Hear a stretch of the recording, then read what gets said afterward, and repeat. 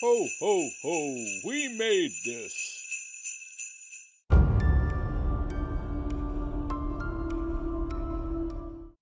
Hello, this is Mark, and I'm with Dev.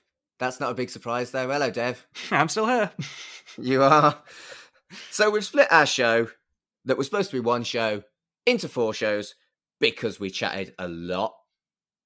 And this is the final one where we, and by we, I mean you, Dev, did a bit of research and read some shit and brought up some stuff that Don Mancini had said. So it's kind of like an extended Chucky News. Chucky News!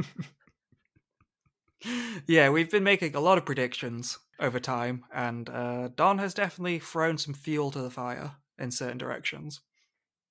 So yeah, this is basically extended Chucky News, in it. Yeah. So yeah, this is our final of our 4 episodes that should have been 1. So yeah, enjoy.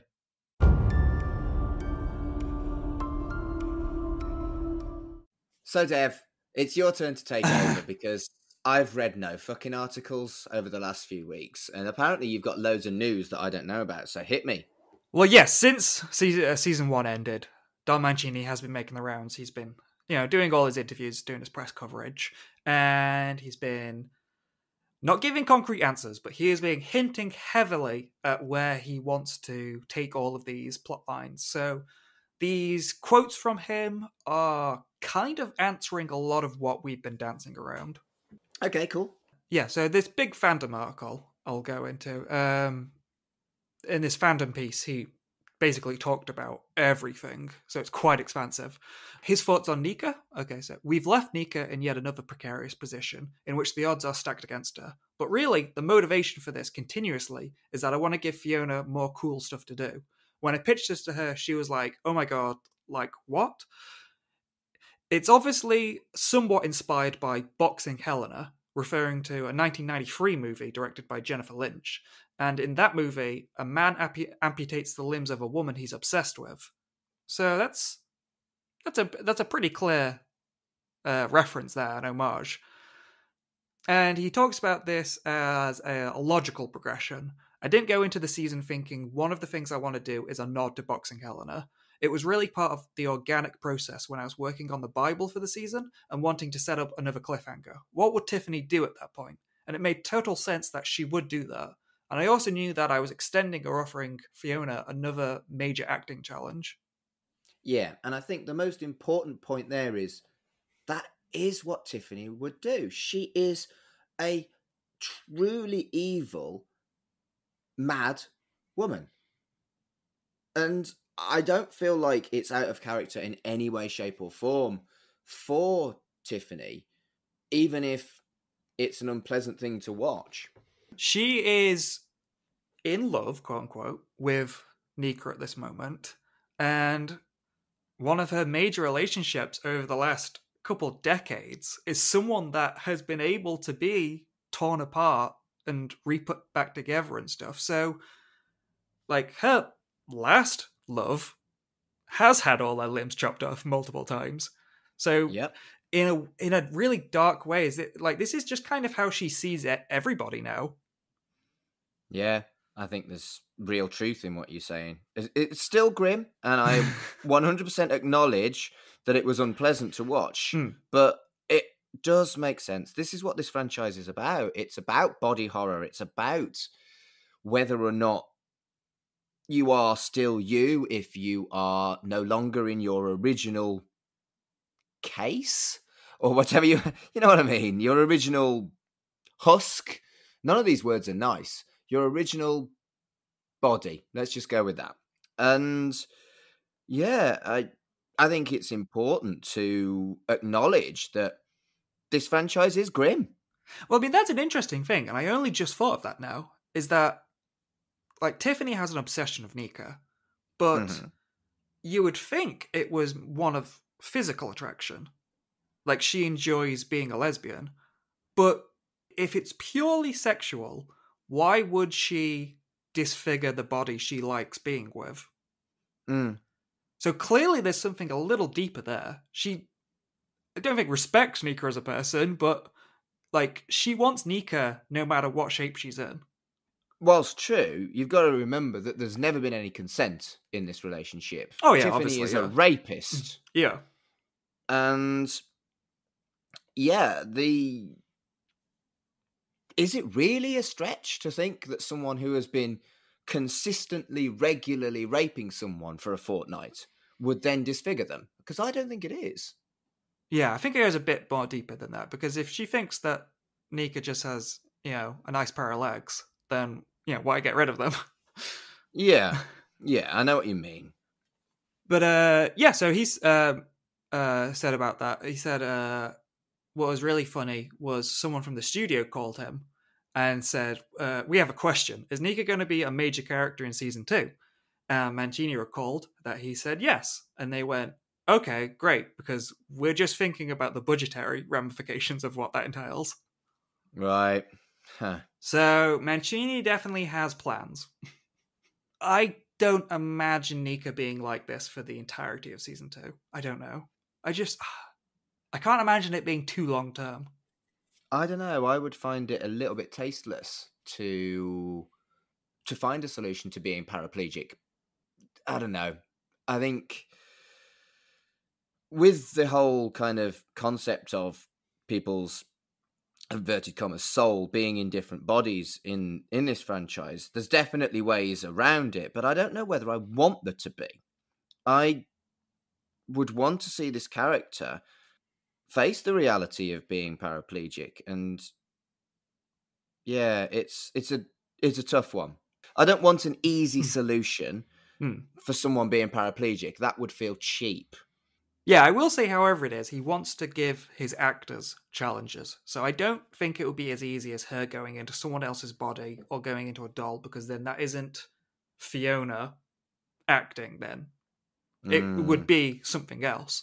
So he definitely wants to do something with her as the person she is now, currently. I'd argue that she's had enough challenges. Being a woman playing your dad, that's a pretty impressive challenge. Yeah, it is. It's pretty impressive that he didn't think that was enough. Playing your dad who looks like Tommy Wiseau. I mean, that's a big one. Hi, Fiona. I've got this idea. Do you want to dress like Tommy Wiseau and pretend to be your dad? Yeah, all right. I didn't actually get those quotes. I should have. Those. I did, because that's the thing. I didn't see the quote what it was from. I just saw it on Twitter. But there was some interesting quotes from Fiona, apparently, where she said that she wasn't quite ready to just go back after playing her dad. So this, I think that's interesting. Like, she likes to, play around with gender and stuff. That's cool. Okay, quick one here. When the kids are at the cemetery at the end, you clock that glove hand right. That could be either Andy or Kyle, because we saw them both buying driving gloves, and because Andy got them both driving gloves, and he said, yeah, that was very deliberate. Well, yeah, but it could be anyone who's bought a pair of gloves. But I think from what he's saying, it's either going to be Andy or Kyle. So I think from what he's saying, it's unlikely it's going to be someone else. Fair enough. I'm a little bit disappointed. Well, actually, if it's Kyle, that's better than fucking De Silva. He also says here that, just in terms of the other characters, like Jake, Devon, and Lexi, he doesn't want to get into specifics about how these characters could continue, but he just says stay tuned. So, I mean, who knows? Maybe these characters won't be a big part in season 2, but maybe they will. Oh, I'd be disappointed if they weren't a big part of it. I think that they've gone through enough that they should be still around. But you could argue that there are characters that aren't around that have also been through enough. We've talked about them before. Karen and Mike Norris, even Jesse and Jade, Glenda, Tyler. All these characters have been through about as much as the main protagonists of the Chucky series. Yeah, I don't know about... I wouldn't say they'd disappear. Maybe take a slight backseat to some new characters. Sort of how the Legacy ones took a backseat. Maybe. Like I say, I want a Voodoo Voodoo kind of character. God, I want that main as well, character. He said here, about the Tiffany doll. He said, I knew I always wanted to bring the Tiffany doll back at some point from the ending of Cult. but it was Tony Gardner's idea to actually do that scene and give credit where credit is due. And so that's interesting. That's Tiffany showing up where she does. That wasn't his idea. Right. And that, I guess gives you a slight idea to stuff like the inclusion of Glenda, that he doesn't know exactly where all these pieces are going to be placed. I mean, that's the reality of modern television writing, isn't it? It isn't just Don Mancini writing this. It's a writing team like any other American telly show. And that's interesting because that's something he's never really done, because with the movies, it is just him as the writer. And he said, he said that the contributions and the writing, the staff room and stuff, he said that's been really great and he's really enjoyed working with other people. So that's cool. And he will have ultimate creative control as the showrunner. So, someone decides that they want Tiffany to come back and she'll have 4 heads. He might decide, no, I don't want that, actually. Although now I've said it.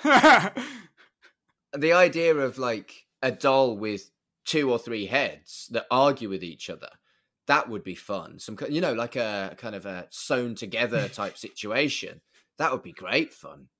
Well, I remember there's a line in Bride, is there not, where Chucky mentions Tiffany's sister.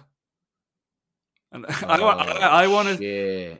We've had Chucky talking to Chucky, but I want Jennifer Tilly acting with Jennifer Tilly. Oh, that would be wonderful. But he's got some mentions about returning characters like that. He talked about the meta aspect of Tiffany possessing Jennifer Tilly.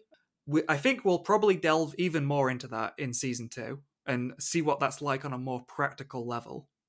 So that's interesting. We definitely mentioned this at the time, and I love how Jennifer Tilly is still a poker player in this world, and that it's Tiffany that's good at poker. And that's something I would like to see them, again, toy with. Again, we have that major gap, don't we, of between Seed and Curse. We can see what Tiffany's been up to in between those big, long gaps. Maybe she did get into poker. Mad. A similar character, he said he couldn't get specific about Glenn and Glenda. He said, this is probably one where I'm not allowed to say too much, but I love those characters. I think it's probably safe for me to say that you haven't seen the last of them. Which is wonderful. And again, he seems to be referring to them as 2 distinct personalities now. Yeah. Which seems like the way he's going to go. Yeah, I think that's probably the best way to deal with it. You can't retcon the fact that they were split into 2 people. Well, see, my understanding... Well, not my understanding. I guess my retconning of... If Chucky can split his soul, but essentially be the same person, is Glenn and Glenda not both the same person, but one person... Because they're in physical bodies, one is choosing to be male, and one is choosing to be female?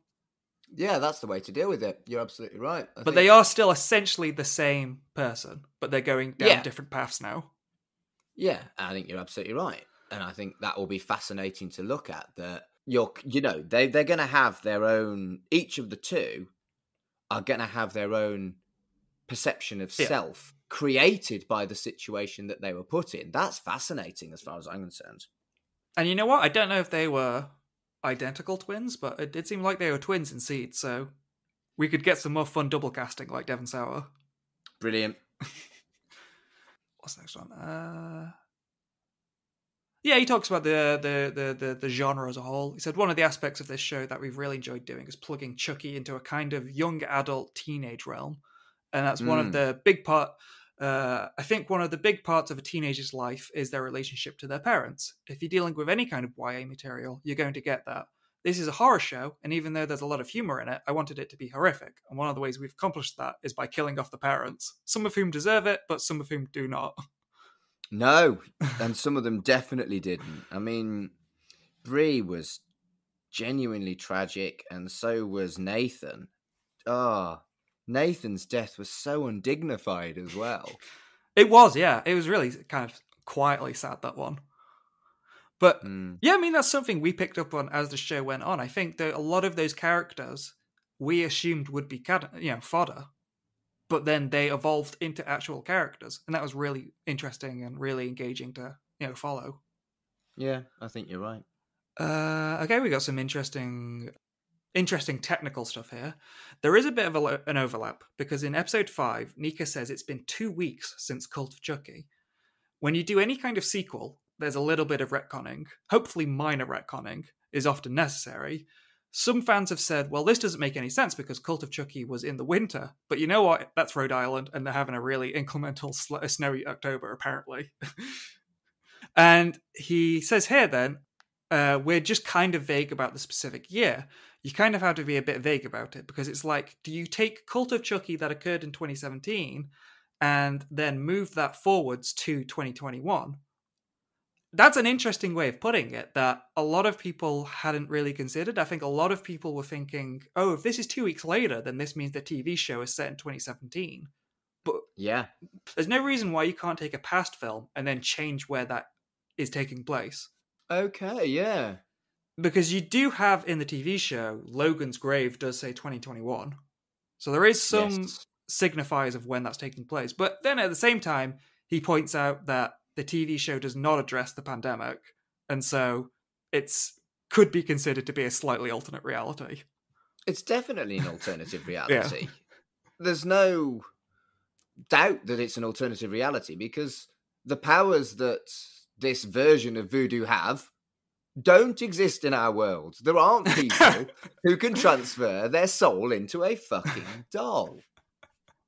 Let's see. He's talking about some more characters, more actors returning. He thinks Blaise Crocker, who was the actress that played young Tiffany, he thought she was really amazing and wants to see more of them.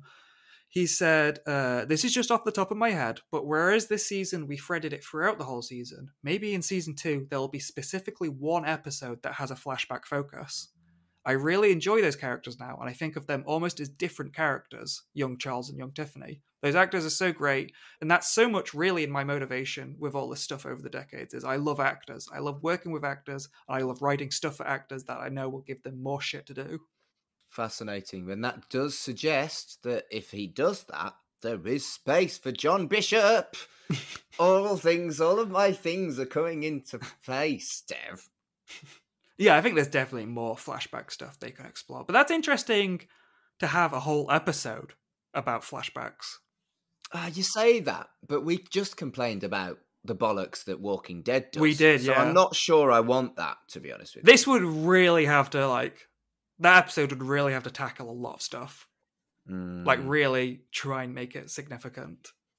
Yeah, he said there are just a couple of characters he mentions. He said, and the article says jokingly, of Eddie Caputo. But did he die?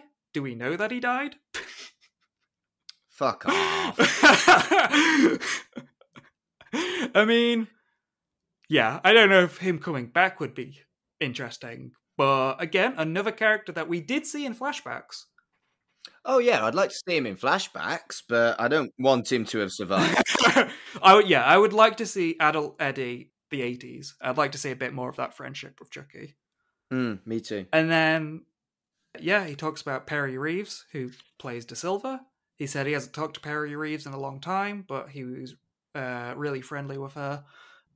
She just posted online asking, would you want me to be on the show? And all the fans said yes, so she is very much up to be...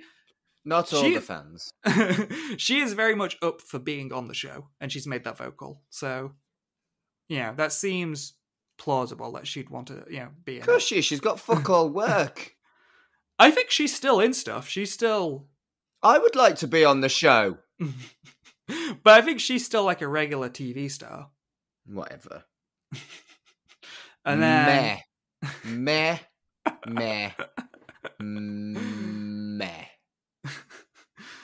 And then, really, the most vaguest of responses was talking about Karen and Mike. He said, there is some possibility. Do you want to see them? Yes. So, I mean, that kind of implies that Mancini is not interested in those characters. But, I mean, if he thinks of an interesting way to bring them back, maybe, yeah. Oh, so he's interested in De Silva, but he's not interested in Mike Norris and Karen. Get in the sea. Love you, Don, but my goodness, get your priorities right, fam. And again, for the mystery, he does not mention Tyler at all, so... Of course he doesn't. So, yeah, that fandom article was a lot of, like, talking about characters and stuff. The other article... Oh, by the way, that was one thing. I mentioned the YouTube channel Dead Meat in the finale. Yes, you did. James and Chelsea, who run the Dead Meat channel, they occasionally interview people who are involved in horror stuff. And they did an interview with Don Mancini and the young cast, the main kids. I didn't get to watch all of it before doing this, but an interesting thing was the way Don sees his own franchise is he thinks of it like the Bond franchise. He thinks that it is perfectly natural for someone to be a fan of like the Roger Moore era, but also be a fan of the Daniel Craig era, when tonally they are very different. Okay. That's how he imagines Chucky. There are big tonal differences in the franchise, but they're all deliberate, and he enjoys going between them. Huh. Cool. That makes a lot of sense to me. Yeah, and that's interesting. And I think that's something people enjoy in a lot of slasher franchises, because, you know, as silly as it is that, you know, as silly as it is when Jason goes to New York or goes to space, people end up enjoying that because it's just something different. I will go to my grave with Jason X as my favourite fucking Friday the 13th film. Fight me. That is, it's a really fun film. I think, yeah, if you know what you're doing when making a silly film like that, then it can be really enjoyable. And that kind of leads into the last interview I read with him. And this was only a short quote, but from Bloody Disgusting, he talked about his influence from the Hannibal TV show, working on that, and how that really gave him the inspiration to do Chucky as a TV show.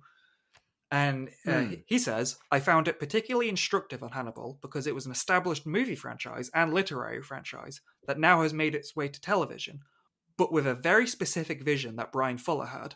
When I worked on that show, one of the things that was so exciting about it was it felt, in a way, like fan fiction done by experts. So he sees, you know, a proper show like Hannibal as fan fiction. Well, isn't that kind of what writers of long-established stuff should be? I mean, I'm a huge fan of stuff like The Big Finish, Doctor Who, and I'd argue that's the best fan fiction of all time, better than some of the original fucking Doctor Who run on in the 60s, 70s and 80s. And, you know, Russell T Davies was an unashamed fan of Doctor Who when he brought it back with Christopher Eccleston. I just think that the term fan fiction has been almost bastardized to mean something bad, when that's just not actually the case when it's done well. I mean, when you look at it like that, it's like Star Trek. It's like Star Trek was Gene Roddenberry's baby. It was his whole idea. But eventually he took a step back and other people took over Star Trek. Is Star Trek from there on fan fiction? Exactly that. You know, like Nightmare on Elm Street. Once Wes Craven took a step back, is that are the sequels fan fiction more than the actual creative original intention? Nightmare on Elm Street 2 wasn't written by Wes Craven, and you can tell. But gayest film ever. If you've not seen Nightmare on Elm Street 2, it's basically just really fucking gay. Sorry, it's unintentionally gay. It's like homoerotic gay. Oh, it's just there is a documentary on that. Have you seen the documentary on that? No. It's they made a documentary a couple of years ago about the making of it, and it's very interesting because the back and forth between like the writer and the director is so. It's like, I didn't mean for this to be gay. That wasn't my idea. And then like he wanted it to be gay, and then the other guy would be like, I didn't want it to be gay. He wanted it to be gay. And it's like some people had no idea it was going to be like that. And then some people, like the actors, were like, yeah, when I read the script, it read very gay. Yeah. So I want to watch this. Yeah, it's definitely interesting because none of them seemed to be on the same page for what the movie was going to be like. Brilliant. We don't have to deal with that kind of shit now. We have Chucky, which is the gayest fucking slasher ever on the telly, and it was brilliant. But Nightmare on Elm Street 2 was fascinating for its time. But we're not a Nightmare on Elm Street podcast. We're the Chucky news. Chucky news. I'm an idiot. That was pretty much it. But on that, well, I sang. But to round up what we were talking about with the fan fiction, I guess what we're going to eventually talk about with fan fiction. Ugh. It wasn't even in the article. It was someone commenting on the article. But they said all fiction should be fan fiction. If the writer isn't a fan, then what the hell are they? Agree. Very much agree. Makes sense. Yeah, that's what I mean. You know, when people took over from Gene Roddenberry on Star Trek, they were fans. And yes, like Star Trek has gone through loads of different iterations. Like different showrunners and different people have turned Star Trek into something else. But I find for the most part, as long you can tell when they're a fan. Yeah, I agree. And I think that's what Chucky works so well, because Don has done it. Yeah, he's changed the tone and he's changed the genre, and he could change it into something completely different if he wants. But he is such a fan of his own work, in a way, that he knows what everyone else is a fan of, and so he's always incorporating the best of everything. I think you're right.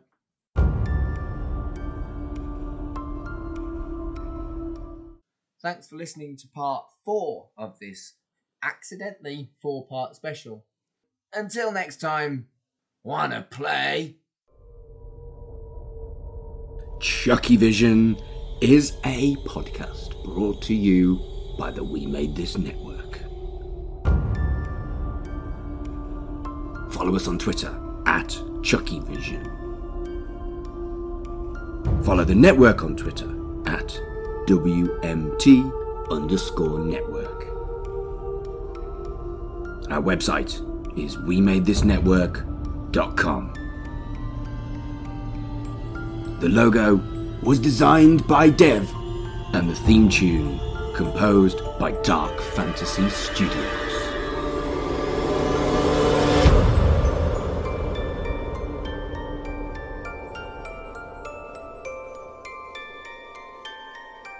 Wanna play?